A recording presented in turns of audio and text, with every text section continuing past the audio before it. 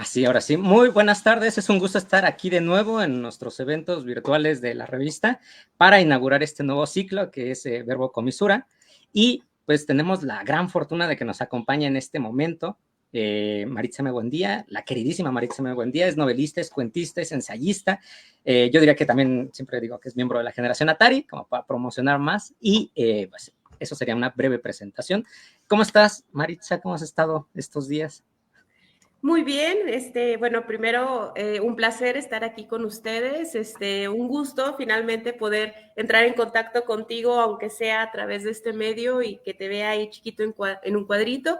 Confío en que pronto nos conozcamos de manera personal y bueno, con mucho trabajo, con muchas actividades, promocionando todavía la novela, yendo a ferias del libro aquí y allá y bueno, todo eso combinado con mi trabajo como profesora en la Universidad Autónoma de Zacatecas. No, pues es que nosotros estamos muy emocionados también de que hayas aceptado, más porque estás iniciando con nosotros este nuevo ciclo que lo queremos dedicar a narradores e investigadores de la crítica literaria en México. Entonces, pues, es muy gustoso, ¿no?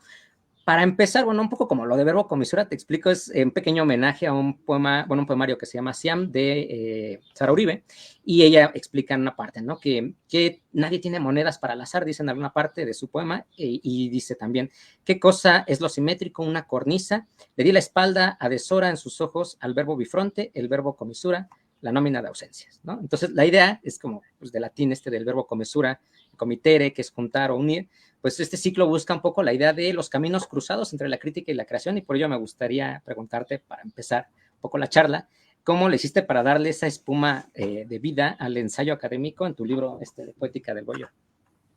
Gracias, Andros. Mira, yo creo que ya esa discusión en torno a que si por un lado está la academia y que si por otro lado están los escritores o la escritura de ficción, me parece que ya está a estas alturas bastante rebasada, que ambas obviamente tienen sus reglas, ambas tienen su manera de ver el mundo, pero que si además de eso hay alguien que puede unir estas dos maneras de escribir, tanto hacer investigación literaria como tratar de darle un poco de vuelo hacia el ensayo literario, no tiene por qué ser algo que sea negativo, sino exactamente al contrario, me parece que es algo que abona a la escritura. Entonces, el tipo de ensayo que a mí me interesa hacer es justamente ese tipo de ensayo, una especie de hibridez entre la investigación literaria, pero también en la creación, o sea, no me gusta mucho el ensayo propiamente académico, que también lo hago, porque también a veces tengo que hacer artículos propiamente académicos, pero creo que sí hay ya una especie de fórmula para hacer artículos académicos, y más si lo mandas, por ejemplo, como a revistas, donde te piden a revistas con un cierto arbitraje y demás, ya hay una manera que si el autor o el escritor o el investigador responde de esa manera, pues no va a tener ningún problema. El asunto es tratar de conjugar estas dos vertientes y es lo que a mí me interesa, sobre todo cuando escribo ensayo. Sí, no, es que te iba a mencionar que, por ejemplo, no creo que sea solamente un lúcido análisis de los recursos y las significaciones del erotismo en la obra de Juan García Ponce e Inés Arredondo, sino que a veces también es un poco como poesía en acción. No solamente estás explicando de una manera muy técnica, sino que a veces entras a esas significaciones, esas implicaciones. Y, por ejemplo, recuerdo que dices, ¿no? Al interior de todo beso habita el desvarío, ¿no? Y yo decía, qué brillante, ¿no? O sea, se siente como poesía, ¿no? Como si fueran unas reflexiones de poesía. Y me parece que es el pensamiento en acción, tal como quería Montaigne, ¿no? Que es un ensayo más en ese sentido, ¿no? Del origen del ensayo. Entonces, por eso, luego de leer este ensayo tuyo, como que tuvo más sentido algunos de los detalles y pasajes que no había pasado, bueno, perdón, que había pasado por alto cuando estaba leyendo Jugaré Contigo o los cuentos de Tango para Barbie Kent. Entonces, ¿tú crees que en tu obra la teoría y la praxis van un poco de la mano? Sí, sí, sí, en cuanto a la escritura, vaya, por supuesto que sí, me interesa toda esta parte de, a ver, vaya, primero, creo que la literatura es muy generosa. en ese sentido me ha interesado trabajar la literatura desde distintos rubros, desde la academia, la docencia, la investigación literaria, la escritura de ficción y demás. Entonces, todo lo que me ha servido a mí, por ejemplo, para aprender dentro de la academia, yo lo arrastro, o mis temas de investigación literarias en torno a Juan García Ponce, Inés Arredondo, obvia y evidentemente no son gratuitas. Uno elige sus temas de investigación porque de alguna manera te hacen un eco dentro de ti, te resuenan, te hablan, te dicen que por ahí debes de indagar más en torno a esos temas. Y ese indagar en esos temas para hacer una escritura, digamos, académica, me ha permitido también irme haciendo como de tablas teóricas, metodológicas también, que después me permiten llevarlas hacia la escritura de ficción. Entonces, y también viceversa, ¿eh? La escritura de ficción también me ha permitido luego entrarle también a la escritura de la académica. Sí, es que bueno, yo estaba pensando, ¿no? Por ejemplo, que hay un desarrollo muy profundo de la psicología de algunos personajes que a mí me parecían bastante humanos, bastante tridimensionales desde el principio, ¿no? El de Jugaré contigo, la novela, o un poco las formas de pensar maquiavélicas de tu primer libro de cuentos, En el Jardín de los Cautivos. Entonces, bueno, no sé si quisieras hablar un poco cómo, yo creo que tu obra en general, sean cuentos, sean novelas, trata sobre todo de personajes y de la mente, ¿no? Y cómo van asimilando poco a poco el deseo, ¿no? Primero yo creo que es más intuitivo que lógico, pero a fin de cuentas luego racionalizan mucho, ¿no? Lo que van a hacer poco a poco.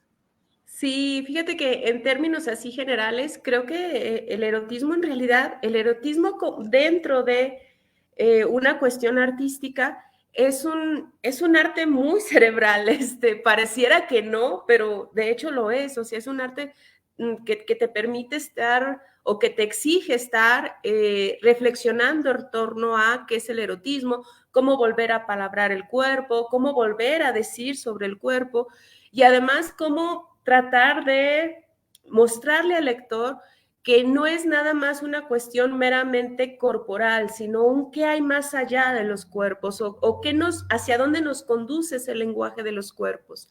Y es ahí cuando entra, me imagino, todo esto que tú dices en torno a la psicología de mis personajes. Quizá yo no me lo planteo igual con esas palabras, ¿verdad? Cuando estoy construyendo una novela o un cuento. Pero lo que sí me planteo como escritora es que uno de los grandes retos que tenemos es hacer que nuestros personajes se sientan como de carne y hueso, que se sientan como personas, que se sientan vivos, que se vean que se están moviendo, que están sufriendo, que están padeciendo y que no son planos, ¿no? O sea, sobre todo con los personajes principales, obviamente, que son personajes que tienen vuelos. Entonces, en ese deseo de darle vida a los personajes, pues es que voy echando mano de todo lo que está a mi alrededor, ya sea de otros libros, de experiencias, de no experiencias, de sueños, de pesadillas, de cosas que me gustan, de cosas que no me gustan. Y entonces todo ahí se va acumulando, ¿no? Es como eso que se dice tanto que hacen los escritores en cuanto a que te vas desdoblando con tus personajes. Yo estoy de acuerdo con eso porque sí siento como una especie de desdoblamiento cuando entro en el papel de un personaje tal o cuando entro en el papel del personaje tal, e incluso a veces más cuando son personajes masculinos los que estoy trabajando, porque me implican tal vez un tipo de reto muy distinto a cuando estoy trabajando un papel femenino, un personaje femenino. Pues suena muy interesante. Creo que sí, yo no lo había planteado, pero tienes toda la razón, ¿no? De la idea de el reto que implica un poco meterse en los zapatos de los demás. Y hay un detalle, bueno, no sé, ahorita estaba pensando, ¿no? Ahorita con todo lo que me comentas, dices en tu ensayo, es que me fascinó el ensayo, yo creo que se nota, hay una parte donde dices que el deseo oculta más de lo que muestra, ¿no? Y ya me parecía una sentencia brillante porque dentro de lo que yo creo que también es el erotismo, hay mucho ocultamiento, ¿no? O sea, es más interesante lo que sugiere que lo que muestra. Entonces, bueno, no sé si nos quisieras hablar un poco de eso, de esos detalles, ese ejercicio de cuánto hay lo no dicho, ¿no? En tus cuentos o en tus novelas. Y si quieres hablar de alguno en particular, pues yo emocionado. Claro, yo creo que el erotismo, como a mí me gusta entenderlo, es justamente eso que estás diciendo, que ah, hay algo que se puede decir con el lenguaje, hay una dimensión que sí se puede explicar, describir, plasmar, evidenciar a través de palabras, pero que cuando estamos hablando de erotismo siempre va a haber otra dimensión que se escapa. Y esa otra dimensión que se escapa la podemos llamar de muchos otros, de distintas maneras, ¿no? Para algunos será el erotismo, entendido desde Georges Bataille, el filósofo. Para otros será el excedente de sentido o el papel que tiene el símbolo, por ejemplo, para Paul Ricoeur.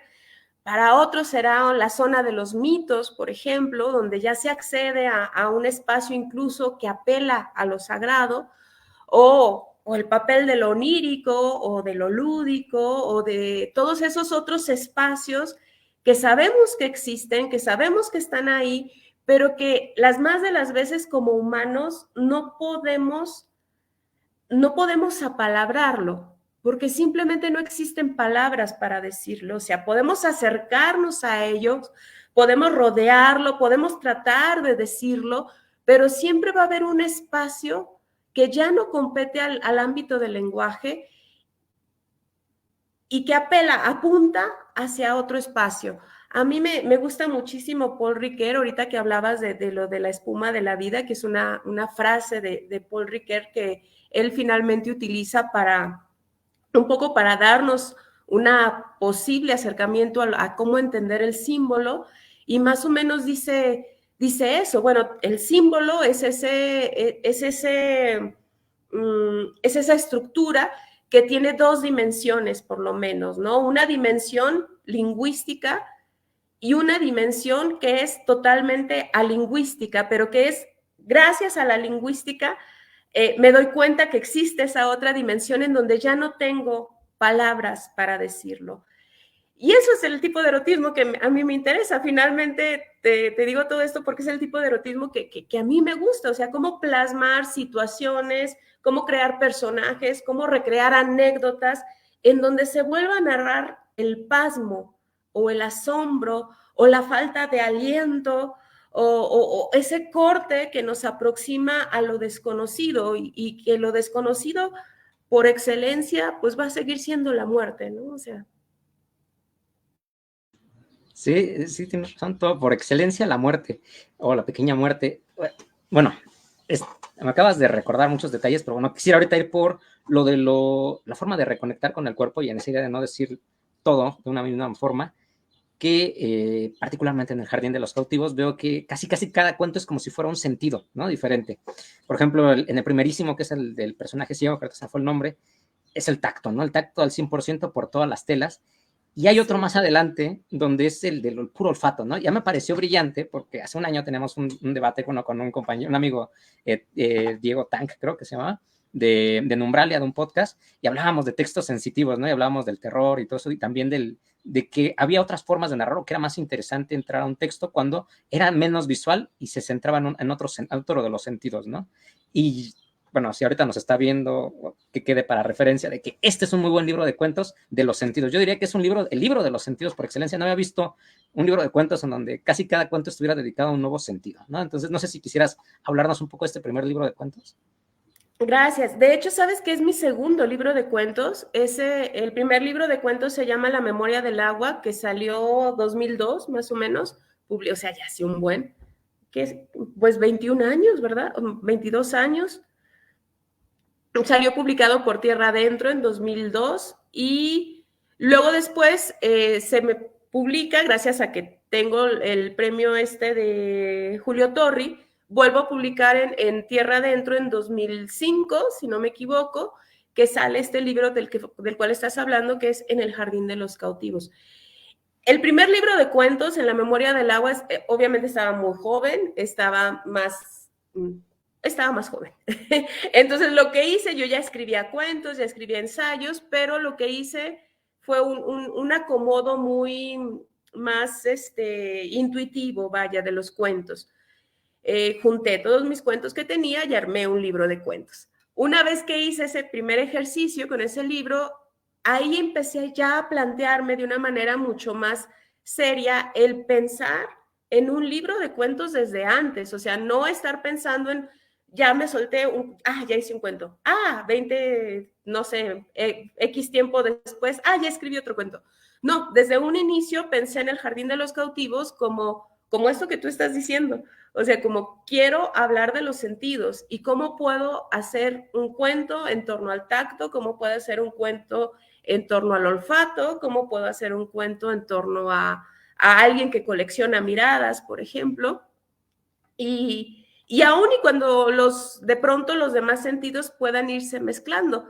Y yo diría que esa búsqueda, por ejemplo, que ya está desde mis primeros cuentos, es algo que está todavía muy presente en la actualidad con mi última novela, ¿no? Que es Cielo Cruel. O sea, todos mis personajes de una o de otra manera conocen el mundo, exploran el mundo a través de los sentidos.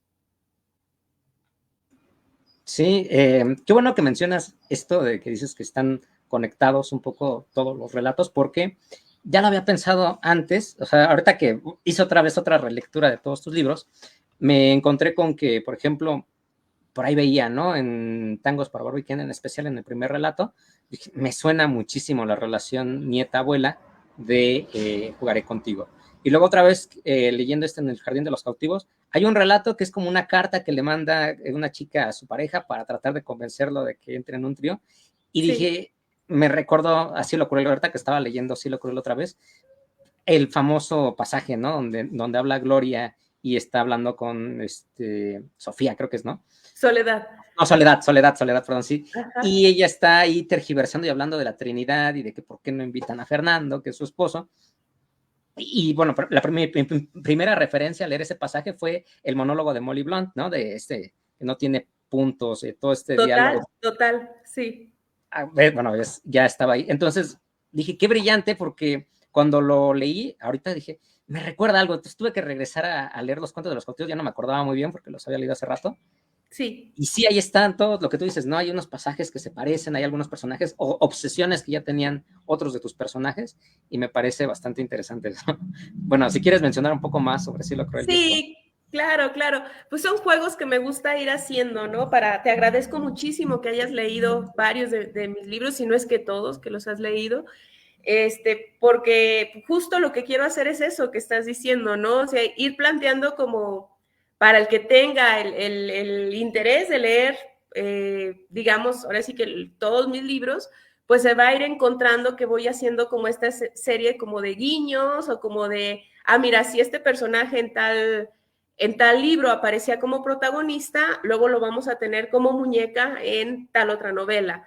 O luego lo vamos a tener como, no sé, como otro personaje, ¿no? Entonces, eso con el juego de los nombres, pero también como tú dices, como con ciertas obsesiones literarias, más allá de la temática que es en torno al amor y el erotismo, o a cómo volver a hablar del amor y del erotismo, también hay figuras que ya son como una presencia que ha ido creciendo a lo largo de mi escritura de ficción, como la figura de una abuela, que en muchos casos a mí me parece que es como una especie de, incluso como de antiabuela, que viene a ser ya como la figura esta más grande, digamos, más grande me refiero a tratada a mayor cabalidad en la novela de Cielo Cruel, que sería Belén, la abuela, la parte que ya está dentro de un contexto histórico en específico, que ya se desarrolla a mayor cabeza como protagonista dentro de ese espacio y ya no como personaje secundario que va acompañando a una protagonista que casi siempre es joven, ¿no? Ya agarrada desde su propia individualidad. No, además de que la propia historia de la abuela de Belén a mí me pareció interesante. Yo hubiera querido más páginas para poder ver más a detalle la vida de esta maestra joven, ¿no? Que casi, bueno, no sé, el pasaje donde da clases por primera vez a mí me pareció muy hermoso, muy conmovedor, porque yo creo que a todos los que toca dar clases por primera vez, muchos maestros que empiezan igual jóvenes, que empezamos jóvenes, hay unos nervios terribles que sientes que no hay autoridad ni distancia de la edad. Sí. Entonces, envalentonarse mientras va escribiendo en el pizarrón, me parece brillante, ¿no? Creo que es lo que a todos les pasa ya en el momento en que el conocimiento entra, pues es un personajazo el de Belén. No, bueno, aprovechando que estamos hablando ahorita de podríamos desmenuzar, si quieres, más que nos menciones de tu nueva novela, aprovechando que es, por así decirlo, la novedad. Y antes de eso, nada más invito a todos los que nos estén viendo ahorita en vivo que pues, aprovechen y le pregunten lo que quieran a la autora, ¿no? Ya que está aquí, yo leeré con gusto sus comentarios. Sí, bueno, pues Cielo Cruel es mi última novela, es una novela generacional, podemos decir que es una novela generacional, que son básicamente 3 historias a cargo de 3 mujeres protagonistas, son la historia de la abuela, la de la madre y la de la hija, y cómo estas 3 historias se van cruzando entre sí, van dialogando entre sí, y bueno, me interesaba un poco esto que te decía ahorita, cómo poder hablar de ellas pero desde su particularidad como personajes y como historia. O sea, no que una estuviera tanto como que supeditada a la otra, sino que una, cómo construye su universo cada una de ellas, ¿no? En el caso de Belén, pues ella le toca más o menos los 30 pasaditos, le toca ser profesora, es maestra rural en un espacio donde todavía no hay profesores y en un momento histórico donde además los profesores son perseguidos, son torturados, son asesinados de maneras muy, muy crueles, ¿no? Y cada uno de mis personajes además está buscando una manera distinta de amar, o sea, yo creo que cada una de ellas se lo pregunta muy a su manera, pero cada una de ellas descubre que hay maneras distintas de amar y que no tienen por qué tenerle miedo a sus sueños, a sus deseos, se cuestionan, claro que se lo cuestionan, porque pues porque la sociedad, la gente, los libros incluso las han educado a que deben de amar de una cierta manera. Pero ya por ejemplo, voy pasando al papel de la madre y ella se lo cuestiona directamente, ¿no? Ella dice, bueno, a mí siempre me han dicho que no se puede amar a 2 personas a la vez. ¿Y qué tal que yo sí puedo? O sea, ¿qué tal que yo sí soy capaz de amar a 2 personas a la vez? Y eso no es una infidelidad, eso, y además soy capaz de integrar a estas 2 personas que amo en una relación. Esos son, por ejemplo, los cuestionamientos de la madre, los cuestionamientos de la abuela dentro de este contexto de violencia y persecución que están sufriendo los profesores. Ella descubre finalmente que es una mujer autosuficiente y es una mujer autosuficiente que sabe autocomplacerse tanto intelectual como corporalmente, aun y cuando tenga una compañía masculina. Eso no es como que el punto crucial, sino como ella logra ser individual, ser un ser individual, vaya, configurarse como un ser individual dentro del contexto que le toca vivir. Y ya la más pequeña, que es Mar, que va creciendo a lo largo de la novela, empieza pues casi que desde su nacimiento y va creciendo. Ella, bueno, ella tiene ella crece con la idea de que tiene un nombre de villana y eso la hace ir generándose una serie de culpas y de cosas desde una mirada infantil, obviamente, que ella no es responsable de nada finalmente, ¿no? Pero que ella se va cuestionando si de verdad ella tiene ese poder como para provocar cosas malas que suceden alrededor. Y va creciendo y me interesaba ir haciendo también ciertos cruces en cómo, porque ella termina enamorándose de un hombre que es mucho menor que ella. Entonces, cuando ella está, por ejemplo, en el mar, están aquí, que ya tiene alrededor de 18 años, están haciendo justo el que años después va a ser su compañero amoroso. Creo que nos acabas de hacer una muy buena síntesis de lo que, invitando a la lectura de la novela, me parece bastante interesante. Y es algo ahorita que mencionas precisamente, cerraste con la historia de Mari, del personaje con el que se va a enfrentar, que es Alejo, ¿no? Bueno, sí. Con el que va a tener una historia interesante. Justo ahora que la estaba releyendo, me acordé de algo muy interesante que nos decía, bueno, nos dice todavía andar ahí el profesor Villarías Ugazagoitia, que es brillante ahí en la facultad, sobre la obra de Almudena Grandes. Y él nos decía, es curioso que en la obra de Almudena Grandes, que yo encontré muchas similitudes con tu obra, como que hay unas correspondencias muy interesantes, todos los personajes, dice, mutan o cambian bajo la mirada del amante, ¿no? La mirada del amante cambia al objeto deseado. Y lo estaba pensando y creo que se cumple, particularmente en esta novela. Por ejemplo, no sé si tú lo consideras así, ¿no? La mirada de Alejo cambia un poco la autopercepción que tiene de sí esta Mar, hacia el final de la novela. Sí, sí, en cierto grado, pues, ¿no?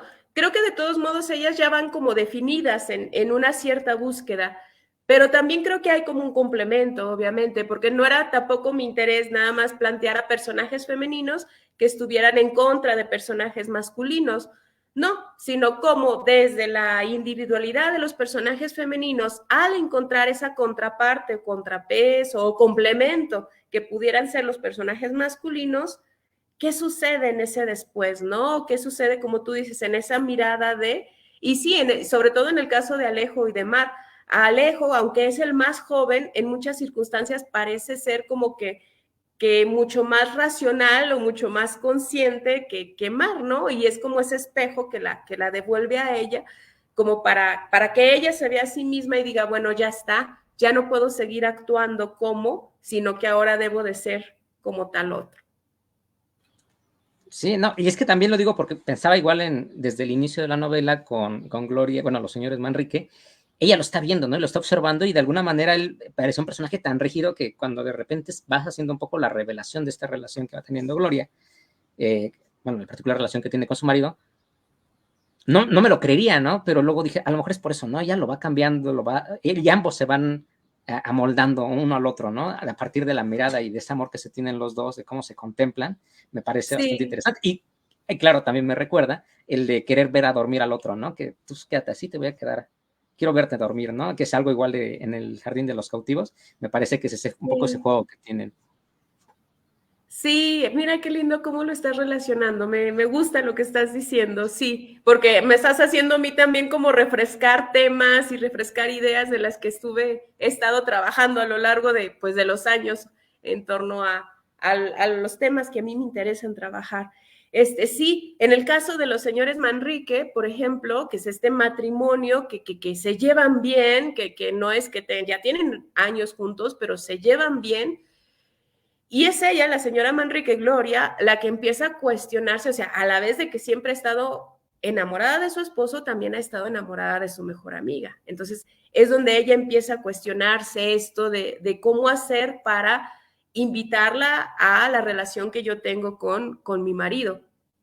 Y entonces ella es muy lista porque hay una buena relación, creo yo, es como que entre un hombre y una mujer, o hombre, mujer, mujer, no lo sé, se van como dando como una especie de danza, como una especie de tira y afloja, como un cedo, no cedo, y todo eso no se dice, obviamente, ¿no? Sino como que se va dando de manera sutil, y creo que eso me interesaba trabajar con estos personajes, o sea, cómo poder plantear un personaje femenino que es capaz de envolver completamente a su marido y de llevarlo hacia la situación que ella quiere vivir. Y además sin que aquello se convierta en una tragedia, un drama, una cosa horrible, que a lo mejor eso en otra circunstancia, pues es, claro, sería una tragedia, caos, ¿no? Un asesinato. No, no era lo que yo quería. Yo quería que mis personajes vivieran la posibilidad del amor que se están planteando. Y son amores poco convencionales, o sea, son amores transgresores todos, ¿no? O sea, no son personajes femeninos que están en espera de nadie, ¿no? O de nada, son personajes femeninos que están en la búsqueda de lo que ellas quieren ser. Me encanta eso que dijiste que son amores transgresores, porque si hay un amor transgresor o un personaje que representa todas las transgresiones en el amor, yo creo que es el de tu primera novela. No sé si quieras mencionar un poco más, contarnos de tu novela, de qué buscabas, de cómo diste el salto de los cuentos a la novela, porque me parece bastante, es una novela que me interesa mucho. Siempre que la comento, así un poco una sinopsis, a todo el mundo dice, ay, suena muy interesante, ¿no? No es bastante, La no es de nada Jugaré. convencional. Sí, no es nada convencional en la narrativa mexicana. Entonces, Sí, no, de hecho, yo, bueno, no sé tú qué pienses, pero me parece que Jugaré contigo es la novela más fuerte, no sé, o sea, dentro de mis libros, pues, ¿no? No sé si es como que la novela más arriesgada en cuanto a plantear situaciones o plantear o el uso incluso del lenguaje, que uso un lenguaje directo, no le tengo miedo a las palabras, pero eso no implica que no tenga un cuidado en torno a ellas, ¿no? Me gusta decir las cosas, me gusta plantear la situación tal cual es, pero me interesa mucho que aquello tenga un matiz poético, que tenga que algo que en otro contexto puede ser muy violento, que dentro de mi literatura se plantee incluso como suavidad, o sea, como con fineza. No sé si siempre lo logro, claro, pero de que me lo planteo y de que lo trato de hacer, por supuesto que lo trato de hacer, ¿no? O sea, pienso mucho en el lenguaje y cómo estoy, y me encanta además, me encanta pensar en el lenguaje. Como escritora, esa es mi herramienta, ¿no? El lenguaje, ¿no? No tengo ninguna herramienta más. Es decir, no somos como los pintores o como los escultores, que sus herramientas de trabajo son el lienzo, los pinceles, como escritores y escritoras, nuestra herramienta de trabajo es el lenguaje, y es el lenguaje que está al alcance de todos. O sea, el lenguaje que tú y yo usamos ahorita es lo mismo, ¿no? Nada más es cómo lo presentamos de una manera diferente. Entonces, ¿cómo doy el salto del cuento a la novela? Uy, pues te diré que para mí sí me implicó tener una cierta experiencia de vida, contar con una cierta experiencia de vida, el poder darle, es decir, cumplir años, el poder dar ese salto hacia la novela, ¿no? Para mí fue más accesible empezar a escribir, ni siquiera cuentos, empezar a escribir ensayos.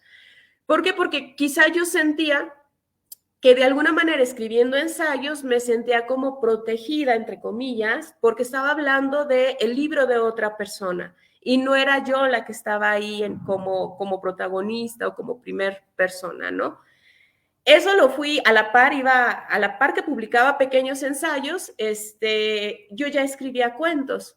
Pero llegó un momento también en donde te digo que reuní todos mis cuentos y dije, bueno, ya está, o sea, no tengo por qué.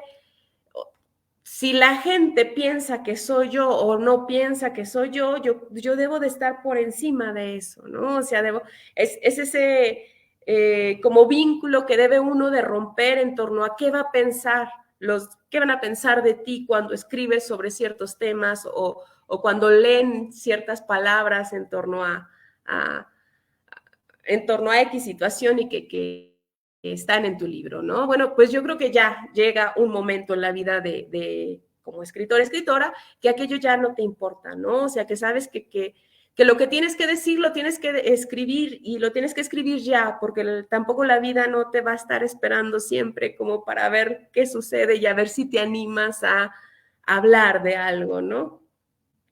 Entonces, bueno, yo diría que ese cuento, ese libro que es un poco como libro bisagra entre los cuentos y la novela, va a ser Tangos para Barbie Ken.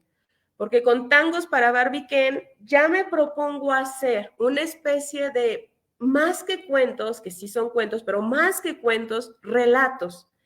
Y esos relatos, aunque están de alguna manera concluidos, traté de que hubiera siempre un hilo conductor o algo, un hilito, una hebrita de la que yo pudiera jalar para poder hacer el siguiente y para luego poder hacer el siguiente y poder hacer el siguiente, ¿no? Entonces, hay incluso quienes lo leen como mi primera novela, el libro de Tangos para Barbie Ken. Yo diría que propiamente ya en el género, así género, novela, mi primer novela sería Jugaré contigo. Pero Tangos para Barbie Ken es esa, te digo, como especie de bisagra entre el cuento, el paso del cuento a lo que después va a ser ya la novela que viene con Jugaré contigo y con Cielo Cruel.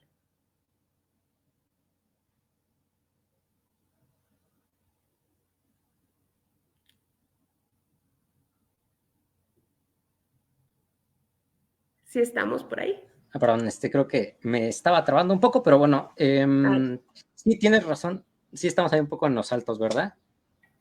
¿O no? ¿Está bien? ¿Perdón? Sí, perdón, todo no, bien, te escucho. Ah, perfecto, entonces, qué bueno que me mencionas eso, porque igual quería un poco entrarle a Tangos para Barbie Ken, porque creo que, pues obviamente el hilo conductor son las muñecas, al igual que algo importante en Jugaré contigo son las muñecas, entonces a mí me pareció bastante interesante la relación, ¿no? De hecho, hace tiempo ahí en la facultad yo proponía, dije, no sé quién tenga tiempo, pero hagan una tesis, ¿no? Sobre las muñecas en la obra de Maritza Buendía, porque Gracias. ahí hay algo, ¿no? Algo interesante que trabajar.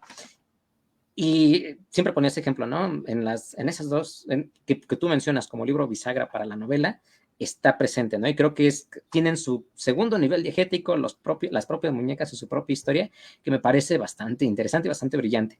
No sé si quieras mencionar un poco como esa idea del segundo nivel diegético con los propios muñecos. Sí, claro, la figura de la muñeca es riquísima, la verdad. Es una figura que durante mucho tiempo me ha seguido, la he seguido, la he trabajado. Yo también me he leído, he tenido etapas donde me he leído un buen de cuentos y de historias en donde cómo se trabaja en torno a una historia, en torno a una muñeca o varias muñecas.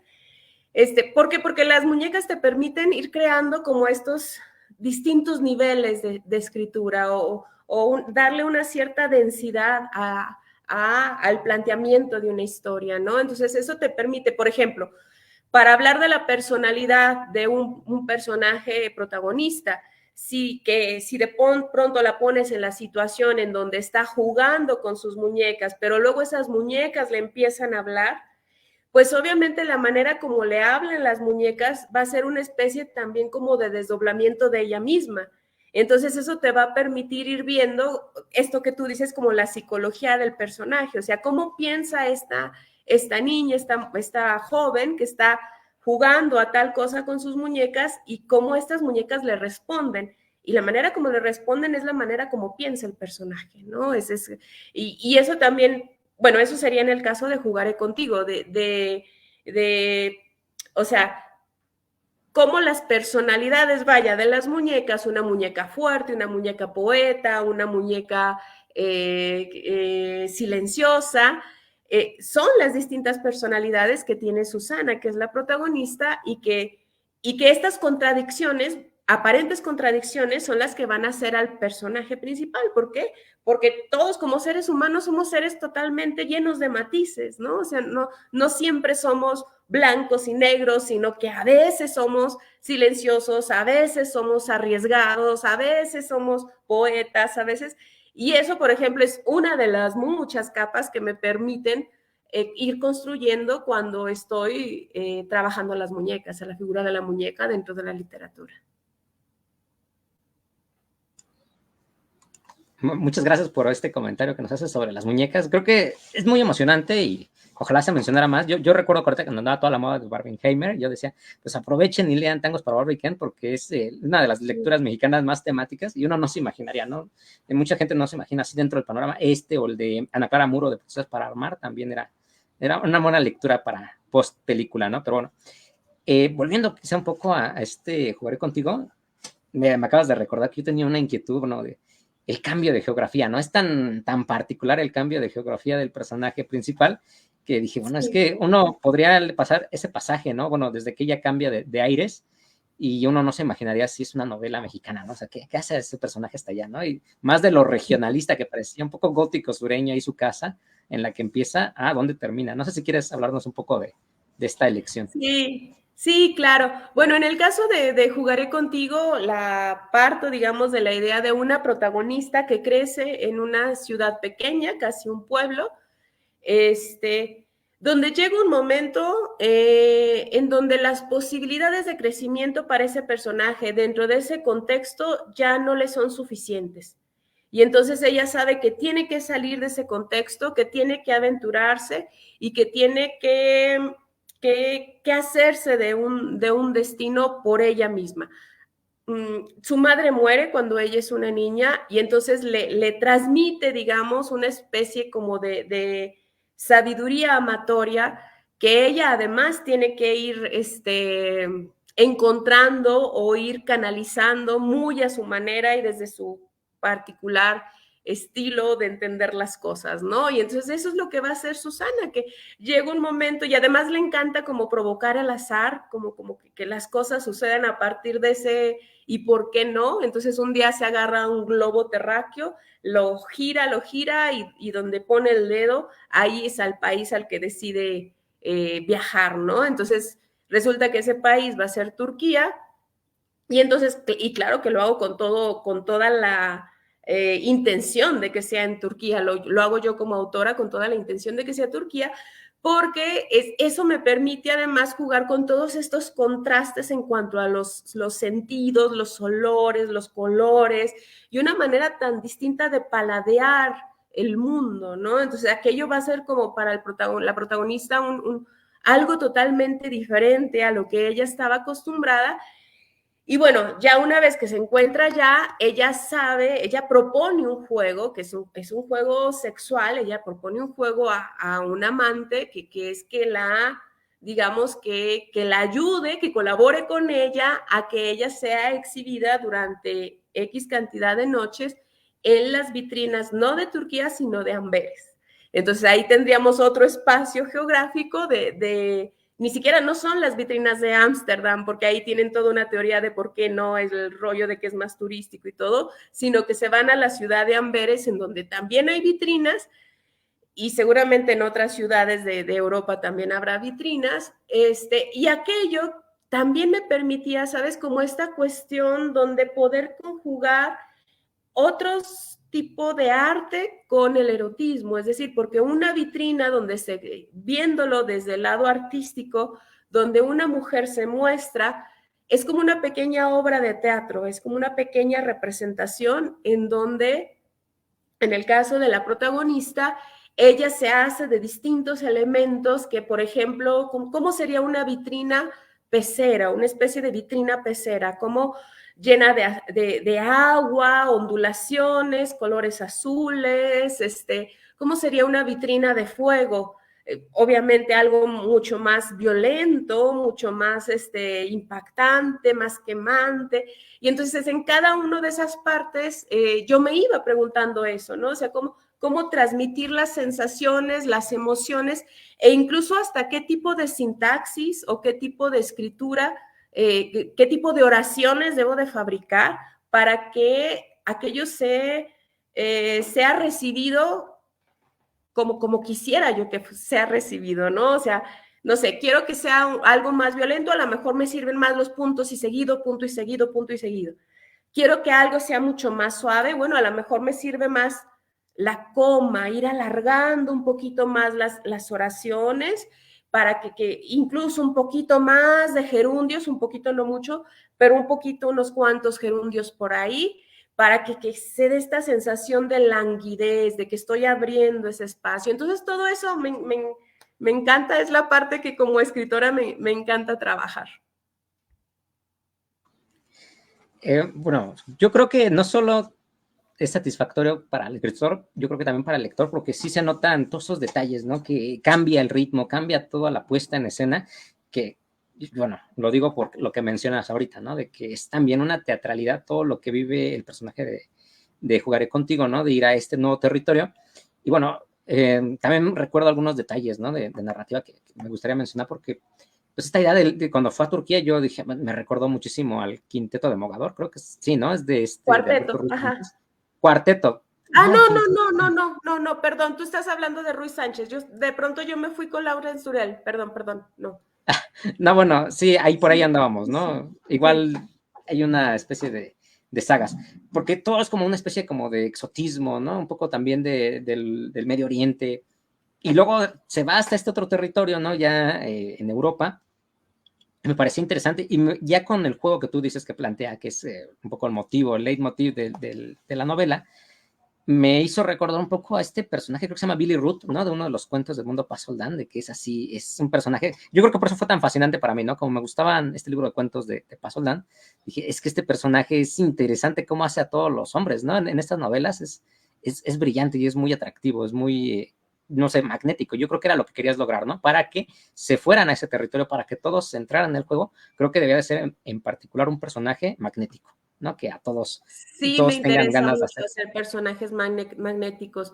Sí, hay sobre todo con Jugaré Contigo y quizá ya no me lo planteé tanto con esas palabras con Cielo Cruel, pero con Jugaré Contigo sí me lo planteé y con muchos personajes de Tangos para Barbie Ken también. ¿Sabes? Yo bueno, sobre todo en dos personajes femeninos que me gustan mucho y que me parecen totalmente misteriosos, Uno sería el de Sobre héroes y tumbas, de Ernesto Sábato, que te acuerdas que este personaje es totalmente como que brumoso, como lleno de oscuridad y como que a la vez también muy, muy atrayente. Y el personaje de O, de Historia de O, que también, no sé si conozcas esa novela, Historia de O, de Paulina Regué. Bueno, es un así clásico de la literatura erótica francesa. Ya sabes que los franceses para la literatura erótica son de alto nivel. Y esta novela es una novela de sadomasoquismo, pero está escrita con tanta poesía y con tanta intensidad y con tanta pasión que, si yo te soy sincera, a mí, o sea, ya llegaba un momento donde no era lo principal para mí los encuentros sexuales de los protagonistas, sino la manera tan apasionada con la que lograba la escritora, que además es un seudónimo, el de Paulina Regué, transmitir todo lo que estaba sintiendo su personaje. Entonces, sí, uy, no, y te puedo seguir hablando de otros personajes, como Margaret Duras, por ejemplo, ¿no? El amante y el amante de la China del Norte, y que también son personajes que me han cautivado demasiado como lectora. No, pues yo creo que está bien porque ya casi vamos a tener que ir cerrando, ya vamos Sí. por los 46 minutos más o menos.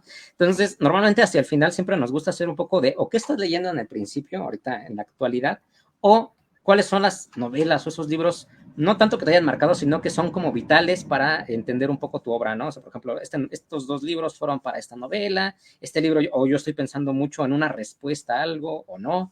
¿Qué te gustaría mencionarnos un poco de tus lecturas, aprovechando que ya vamos encarrerados con eso de los personajes y de las novelas? Sí, fíjate que una autora que recién estoy tratando de dejarla, porque tengo un ratito ya leyéndola, es Marosa Di Giorgio, la escritora uruguaya Marosa Di Giorgio, Los papeles salvajes. No es una autora fácil, digamos, es poesía en prosa. Su libro se llama Los papeles salvajes, pero ya cuando logras entrarle a su propuesta, es un mundo que está completamente trastocado. Y digo trastocado obviamente en el mejor sentido, porque es una mirada que parece infantil, una mirada que parece de una mujer, una mirada que está desarrollándose como dentro de un huerto, dentro de un jardín, y donde los personajes y todo sufren constantes metamorfosis. Las mujeres, por ejemplo, son pájaros, y luego pueden tener, incluso tienen huevos, o sea, ponen huevos. Los hombres pueden ser lagartos, pueden ser zorros, pueden ser, y vuelven a ser hombres, y las mujeres también de pronto vuelven a ser hombres, y hay una multitud de flores ahí alrededor, y dice todos los nombres de las flores, de los árboles frutales. O sea, hay una como explosión, como una explosión de colores, de vida, de sensaciones, y un trastocamiento, ¿no? Por ejemplo, no sé, un padre de pronto se sale a cazar estrellas, o una niña que va a comer a una cena con la familia, van a cenar mariposas que están recién casadas. Entonces juega mucho con esto de la verosimilitud, y que ya una vez que entras al universo trastocado de Marosa de Giorgio, es deleitable. Suena una autora que yo creo que sí voy a tener que apuntar porque no la conocía, ¿no? De hecho, ahorita los últimos que mencionaste no las conozco para nada y me llama mucho la atención. Y bueno, no sé si tenga algo que ver también, obviamente, Juan García Ponce e Inés Arredondo, pero Sí. ¿cuáles serían así un poco las guías para ti o lo que has aprendido de ellos en el ámbito de la escritura? Uy, no, o sea, yo quisiera que fueran mis maestros. O sea, son así los tengo obviamente en muy alto nivel. A García Ponce lo trabajé desde la maestría. Ya cuando entré al doctorado, que estuve en la UAM Iztapalapa, hice este juego entre, bueno, escritura de hombres y escritura de mujeres, y cómo se van complementando, qué lazos podría haber ahí entre Inés Arredondo y Juan García Ponce. Entonces, bueno, de Inés Arredondo, uy, tanta cosa, su concreción, la manera como nos plasma cuentos a veces totalmente redondos, perversos y entendiendo perversión como otra versión de las cosas, o sea, nunca son directas, su propuesta nunca es literal. Y fíjate, algún otro día platicaremos de cómo se va perdiendo incluso la manera de leer simbólicamente, como cada vez es más difícil que se entienda que el arte, para que sea arte, tiene que ser polisémico, es decir, que hay distintas capas de lectura como para, no es una lectura directa la que debemos de hacer, sino una lectura que nos lleve hacia distintos niveles. Y eso, tanto Juan García Ponce como Inés Arredondo son unos maestros para hacerlo, ¿no? Porque siempre te estás preguntando, bueno, ¿qué es lo que está pasando aquí? ¿Murió? ¿Lo que importa es que haya muerto o por qué murió? ¿O qué es lo que se está poniendo en juego detrás de esa aparente muerte? Pero lo mismo en otras situaciones, ¿no? O sea, te plantean algo y siempre queda como esa incógnita de, hay algo más que me quiere contar este autor y yo tengo que descubrir qué es eso más. Sí, creo que todo ha sido muy redonda la charla por lo de lo que decíamos en un principio, los ocultamientos, lo que no puede alcanzarse a decir, la muerte. Yo recuerdo que igual en el Jardín de los Cautivos hay una cita que dices, ¿no? ¿Por qué la muerte aparece tanto en el amor, no? Es algo así más o menos, ¿no? No me acuerdo bien si es bien al 100% así. Y pues sí, ¿no? Está todo esto desde el principio. Pero bueno, no sé, algo más que nos quieras mencionar, tal vez, sé que es muy reciente, sí, lo cruel, pero a lo mejor ya estás trabajando en algo, o ya tienes una idea de qué va a seguir, vas a regresar al cuento, o ya una novelista empedernida nada más. Y fíjate que la palabra amor, dentro de la palabra amor está la palabra muerte, porque amor es sin mortis, sin mortis, entonces sin muerte, no porque sean, digo yo, no porque sean contradictorios el amor y la muerte, me parece que más bien son complementarios el amor y la muerte y por eso están unidos. Sí, estoy tratando de retomar la escritura de otra novela que ya la había empezado hace tiempo, pero bueno, ahora un poco con todo esto de la promoción de Cielo Cruel la he dejado un poquito en pausa, pero la quiero retomar ahora junio, julio, a ver cómo logro retomarla.